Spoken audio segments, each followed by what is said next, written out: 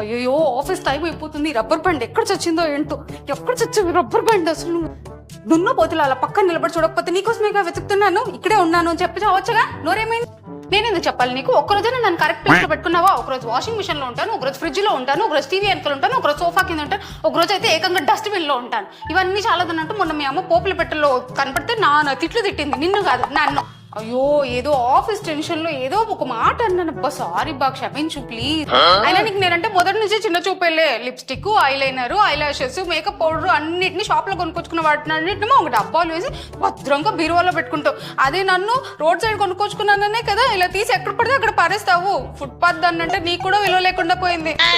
ఛీ, ఇంకెప్పుడు ఆ తప్పు చేయను, పొరపాటును కూడా నిన్ను నెగ్లెక్ట్ చేయను. Promise promise. చూడు, ఇంక మీదటి నుంచి నిన్ను కూడా ఈ బాక్స్ లో వేసి జాగ్రత్తగా పెట్టుకుంటాను. అందరిని చూసుకున్నట్టు నిన్ను చూసుకుంటాను, సరేనా?